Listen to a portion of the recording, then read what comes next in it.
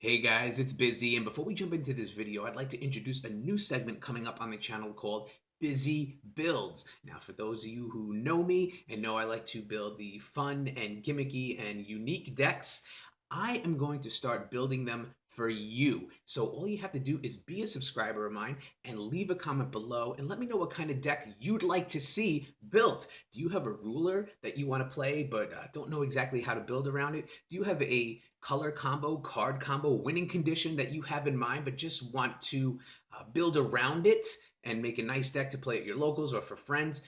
If you're a subscriber, drop a comment below. Let me know what you'd like to see. I'll go through them, pick one, and then build that deck for you. It should be a lot of fun, and we'll get your feedback and input on it as much as possible too. Definitely be fun and interactive, so leave those comments below. If you're not a subscriber, make sure you subscribe and then leave those comments. Let me know what you'd like to see. So with that, let's get into the video.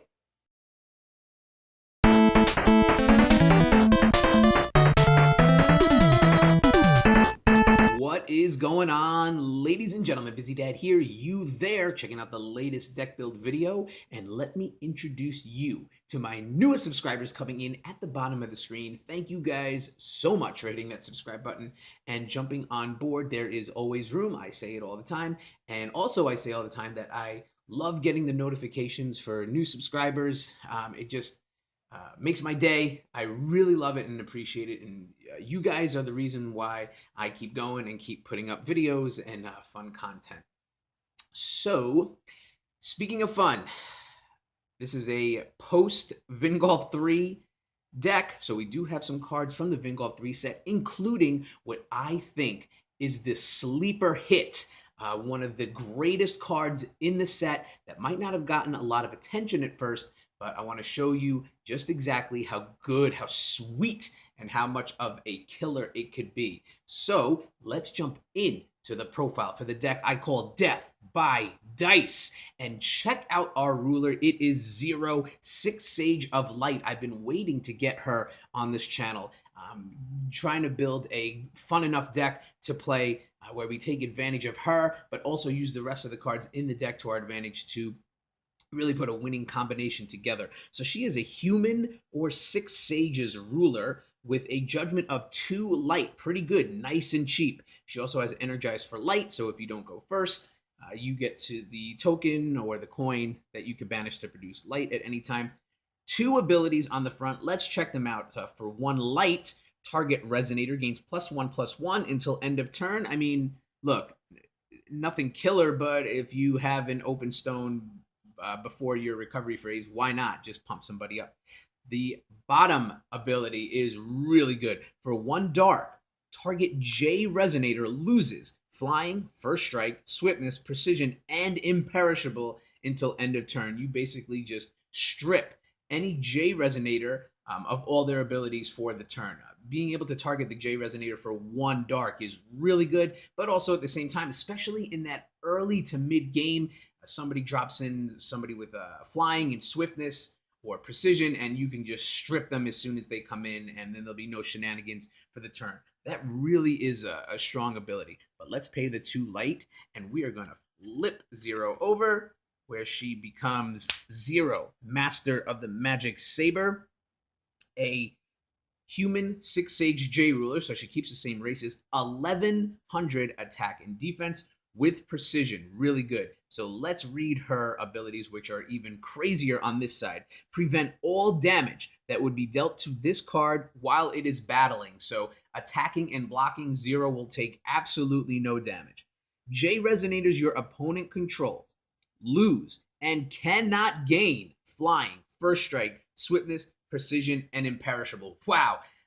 You have just completely stripped all their resonators, all their J rulers, all resonators of all of these symbol skills, and they cannot gain them. That is unbelievably huge because on the front side, you don't have that little text. So while the 1 dark can strip them, I do believe they can gain it later on in the turn.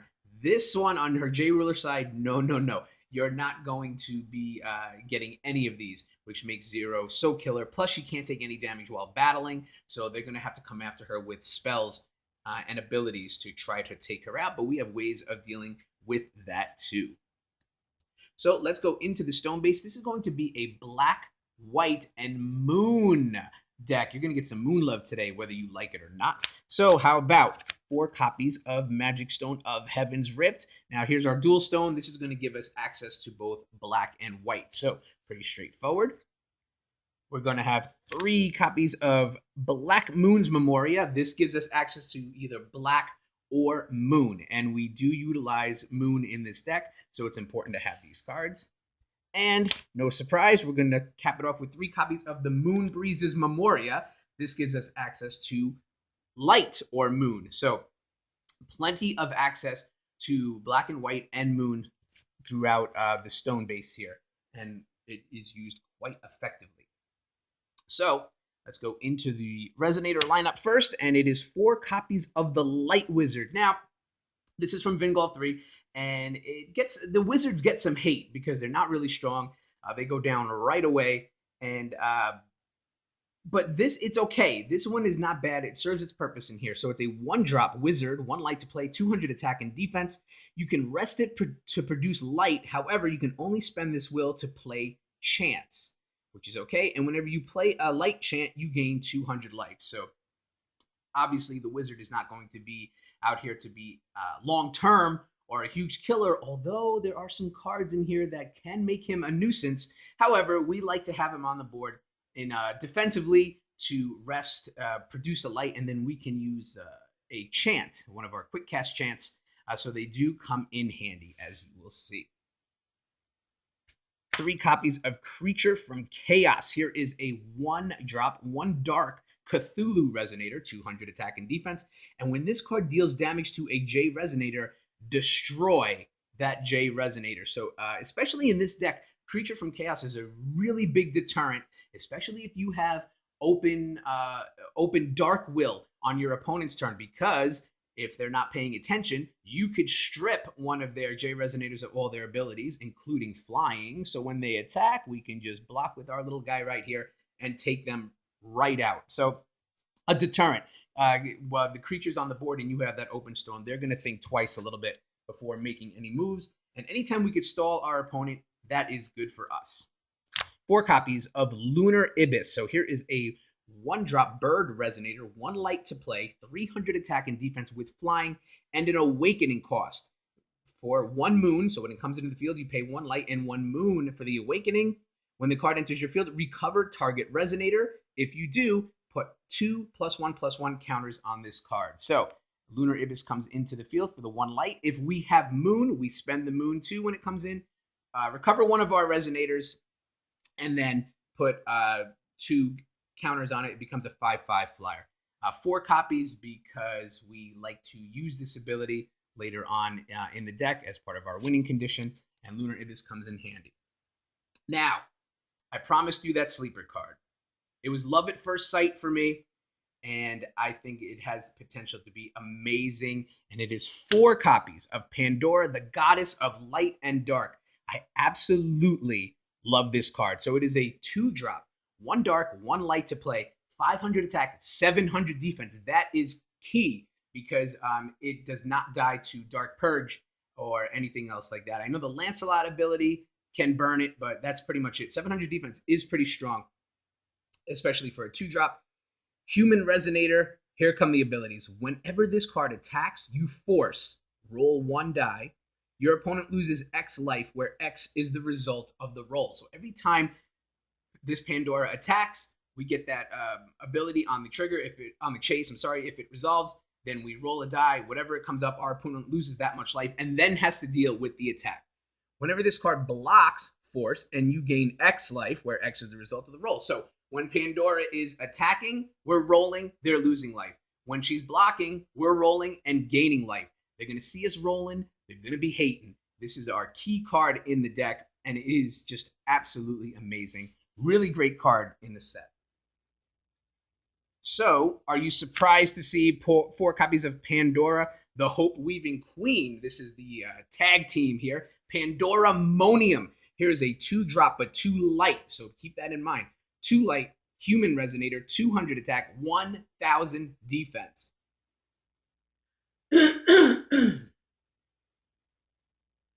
and that's really strong. She could stay on the field. She could take a hit. Now, if you would roll one or more dice using force, roll that many dice plus one instead. So now, when we get these two on the field, it's really a lot of trouble for our opponent, because when we attack with Pandora Light and Dark, we're going to roll 2 dice instead of 1. So now our opponent is losing even more life. You could roll, obviously the average is a 7. So on average, with both Pandoras out, our opponent's going to lose 700 life and then have to deal with the attack, which is like, I mean, it is really a killer. Really annoying. Having the 2 Pandoras out there is really strong. And again, our main winning condition. So just quick example, we get the 2 out here. We get to attack with this one. Roll 2 dice. They're going to lose that much life and then have to deal with the attack. Then, if we play the Lunar Abyss with Awakening, we get to recover target Resonator. The Abyss becomes a 5/5 flyer. We can now swing again, roll 2 dice again, and our opponent is going to lose that much life and then have to deal with the attack. It's really nasty, and what else is beneficial is these cards are cheap, 1 drop, 2 drop, so they can come out early into that mid-game. By turn 3, turn 4, we're getting this combo out there and really being a pain. 4 copies of Zero's Familiar. This is for our girl Zero. It is a 2-drop Beast Resonator, 1 light, 1 of other to play, 500 attack and defense with flying, and your J-Ruler gains Barrier, which is great. It's going to protect Zero from everything, as long as the bird is on the field and Zero is flipped over. And also, the card will gain +3/+3 if you control Zero, the Master of Magic Sabers. So if Zero is flipped over, if we J-activate and flip Zero over, the Familiar now is an 8/8. On the ruler side, it's just a 5/5, but it gives her Barrier and basically then almost makes her indestructible. 3 copies of Interdimensional Vessel Apollo, and excuse the black and white one here. This is just a proxy because my third one is not here. But this is our Regalia for the deck, Interdimensional Vessel Apollo. It costs 0 to play. We just throw it right onto the field. And your J-Ruler gains Flying. What a kick in the pants. It's not bad enough that Zero can't take any damage, and she strips J-Resonators of everything. We get the Apollo. Now she could fly. Makes her just unbelievable. But there's a couple of hidden gems here with Apollo, because you can rest it to produce a moon and spend it to pay for awakening costs. So now all of a sudden we pay the 1 for our Lunar Abyss to come in. If we have Apollo on the field, we can rest it, make the moon, and pay the awakening cost. Don't have to use any of our moonstones. That's really strong. Also, we can rest and banish it and return a target Resonator that we control to its owner's hand. So good way to save one of our Resonators that might be in a little bit of trouble.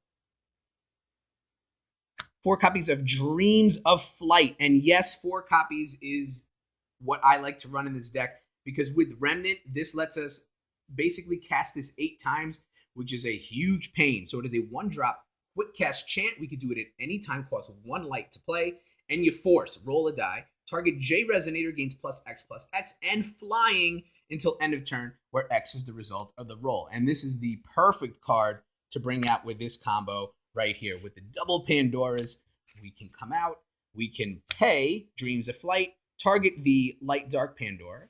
We roll 2 dice. She's going to gain that much life and defense, +X/+X, where it's the result of the roll, and it flies. And now we can swing at our opponent, roll 2 dice again. They're going to lose that much life and now have to deal with the flying attack, which more than likely is going to go through. It makes it extremely, extremely dangerous. Another good reason to have the Light Wizard out on the field, because we can always draw and before recovery, rest the Light Wizard for 1 light, play the Dreams of Flight on our Dark Pandora, gain 200 life with his ability, and now we have the dice rolling and the flying for the turn. Plus, we can always remnant it out of the graveyard to roll 2 more dice and roll 4 dice for Pandora's attack and defense boost for the turn and make her fly. The dice start flying and rolling all over the place, and it just becomes really sick and out of control. You could make the argument for 3 copies, but I like 4. I think it's a really strong card. 3 copies of Protection of the Seraph. This is one of my favorite cards to run in light, usually in the sideboard, but this is a main board card because we want to protect our Pandora. We also want to protect Zero's Familiar if we get it out there and try to go for the win with Zero. As long as the Familiar is protected, then Zero's going to continue to to get barrier and just be strong, especially with Pollen Flying. But this is a 1-drop Resonator edition. So you pay the 1, attach it to a Resonator, and it cannot be attacked or targeted by spells or abilities your opponent controls. Makes it really tough to get rid of a Resonator like Pandora and like the Zero's Familiar. So definitely has a place in the deck. Another fun card is 3 copies of Augeas Premonition, a barely played card, but I always give Mike Harley credit because he's the one that turned me on to this card. A 1-drop instant. You can do it at any time. Target Resonator gains +2/+4 until end of turn. But that's not where this card is killer. It's in the Awakening. For 1 moon, prevent the next damage that would be dealt to that Resonator this turn. For each 100 prevented this way, put a +1/+1 counter on it. And again, this is something we want to get on Pandora. So we can always have her attack or block, but we want to hit her with Augeas Premonition. She's going to jump up +2/+4 for the turn, and she's going to prevent all damage. So big Resonator is attacking us from our opponent. Play Augeas Premonition on Pandora, and then block with her. She's going to prevent all the damage. She's going to get +1/+1 counters for every 100 damage she prevents. So somebody tries to swing for 1,000, she's going to get 10 counters on it. She's going to jump up to 15, 17 once it gets to your turn. That is unbelievable. Plus, with your blocking, you get to roll a die or 2 dice if the other Pandora's out on the field and gain life. So the Awakening is Moon. So again, we have the Apollo that could play it. We have our Moonstones that we could play it. And it's instant. This card could come out of nowhere and just stop anything. What else is good about it is it gets +1/+1 counters, not a boost in attack and defense, which means it will not be affected by any bear magics that are going to come our way. Really strong card in this deck, and it could just turn a killer Pandora into even a more ridiculous killer Pandora. Finally, it's 4 copies of Zero's Magic Light. This makes total sense here. A 2-drop quick cast chant that you could do at any time. However, if your ruler is 0, you only have to pay 1. So, I mean, why wouldn't you run this? And for 1, you remove target attacking or blocking Resonator from the game. This could save you. They're swinging big. You just drop this and get rid of their attacker. Or it can win you the game. You're swinging for what could potentially be the game. They try to block with the Resonator, drop Zero's Magic Light, remove the blocker, the damage gets through, and that is the game. It's a really fun and dangerous deck because you don't know exactly who to stop. You try to go after the Pandoras, and then you could just load up for Zero to be the final killer. You could strip abilities and have the creature from Chaos block and destroy J Resonators. It really is something else. Dreams of Flight can make anybody fly. The dice are going to be rolling. It's just going to be, it's really fun to play. But as fun as it is, the sideboard is really unique. Totally switches the deck up. But we're using the same stone base, and we're going to use the same black, white, and moon mechanic. So let's get into that sideboard right away. It's a ruler shift. We have Conqueror of the Black Moon, Gil Lapis. If you're going up against somebody with activate abilities or automatic abilities, this is the time to make this change because this is the sideboard completely turns it into a shutdown deck. Gil, on his ruler side, your opponent has to pay 1 more for Regalia activate abilities, so Val 2.0 is still out there running wild, so this makes pretty good sense. Also, let's get him out and flip him over, because when you do, you get to get the Pitch Black Moon, put it into the field, and now, for moons, you could cancel activate abilities, which is amazing. So, the Fox can't call in those Chimeras, because if we have a moon, we'll just use it and cancel it.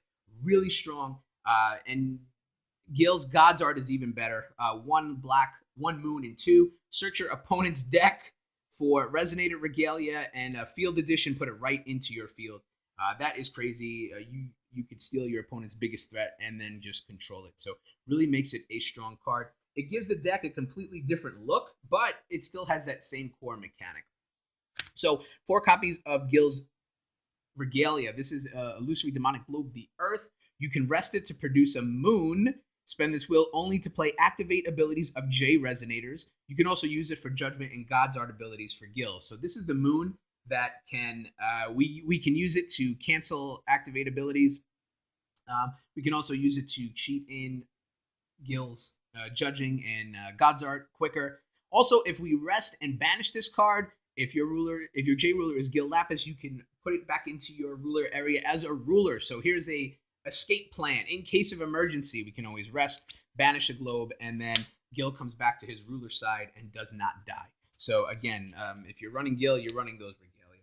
Also, here's the Pitch Black Moon that you get to search your deck for when Gil flips over. It's a field edition. Your J ruler gains +2/+2 as long as it's dark, which Gil is. And for a moon and discard a resonator, put another target resonator from your graveyard into your hand. So a resonator swap just for one moon could come in really handy depending on if you lost somebody and want to get them back into the field. So it's a free search when he flips over, but out of your deck. If this is in your hand, you're out of luck. 3 copies of Barrier of Shadows because Regalia is still a thing. This is a 1-drop field edition, 1 dark.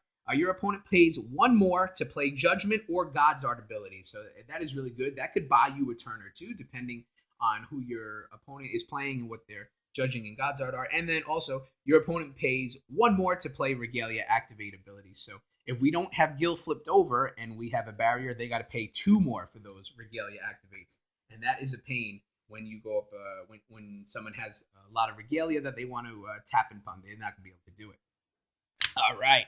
3 copies of Abdul Ahazred, Poet of Madness, again, from Vingolf 3, one of the hero cards, a 2-drop Wizard Resonator, 600 attack and defense. Resonators entering your opponent's field don't cause their own abilities to trigger. That is unbelievable. Sorry, Captain Hook, you're not going to be sending anything back. Sorry, Celestial, you're not going to be able to go get anybody.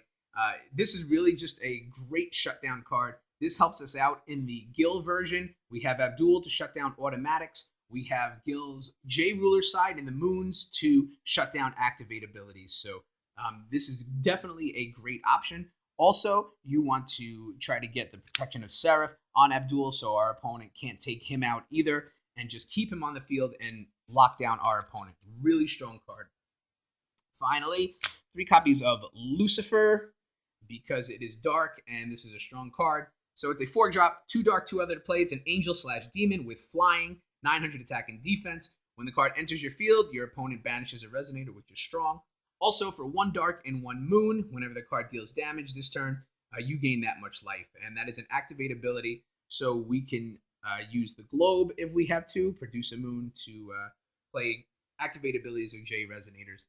Just really strong to have a 9/9 flyer that can gain life. Also, Lunar Abyss, we awaken it and we can pick it up, swing again, gain life twice if we paid for the ability too. So definitely comes into play there. And hey, it's Lucifer. Lucifer is usually in dark decks.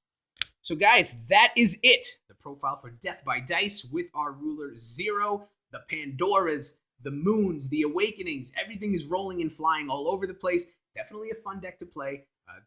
Takes your opponent by surprise, throws them off guard, and then you can just roll those dice to victory. But I want to know what you think. Do you like this deck? Do you hate it? Let me know with a comment below. Like, share, subscribe. There's always more videos and decks and matches and all this fun stuff coming. And don't forget, as you saw in the intro, I would love to build a deck for you. So leave those comments. Let me know what you'd like to see. But as always, thanks for a few minutes, and I'll talk to you soon. Bye.